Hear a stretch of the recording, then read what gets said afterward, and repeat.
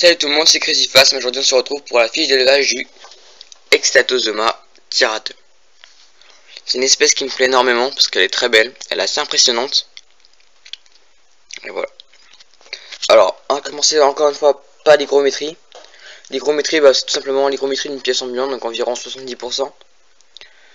La nourriture, moi je leur mets du noisetier et de la ronce. De la ronce, comme ça, vous voyez, on voit les épines. Voilà. Après pour la luminosité, c'est pareil, hein, luminosité ambiante, on s'en fiche un peu, pas besoin d'éclairage vraiment. Enfin moi je leur mets de temps en temps pour les fortifier un peu, mais c'est tout. Après pour le terrarium, c'est le terrarium que je vous ai présenté dans la vidéo nouveau terrarium.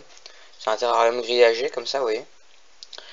De 1 mètre de haut, sur 35 de côté. Donc c'est vachement grand quand même. Ça leur suffit largement. Voilà. Donc j'ai la chance, et je sais bien une chance, hein, d'avoir un gigandromorphe. Je vais essayer de l'attraper pour vous le montrer. C'est le moment ça, ça pique comme bestiole.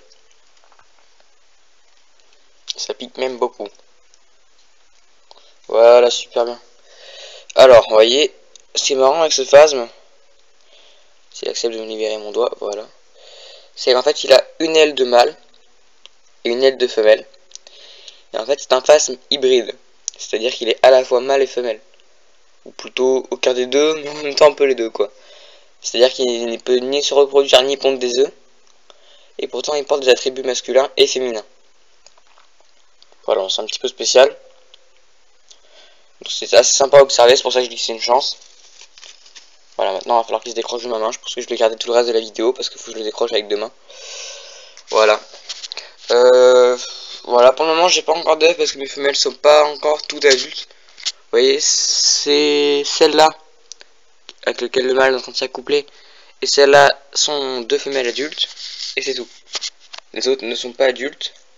Je vais essayer de décrocher le gynandromorphe. Parce que mine de rien ça pique sur le bras. Oui, il a même une patte atrophiée. C'est une erreur de nature. J'aimerais bien qu'il se décroche. Voilà.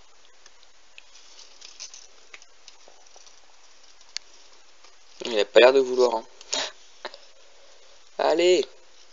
Voilà. Bon, donc je disais. Mes femelles ne sont pas toutes adultes. Vous voyez, il y a celle-là qui est toute petite. J'ai aussi un mâle. Il est où? Il s'est caché. Ouh. Là. J'ai un jeune mâle. Un tout jeune mâle. Il doit être à peut-être L4, L5. Et voilà.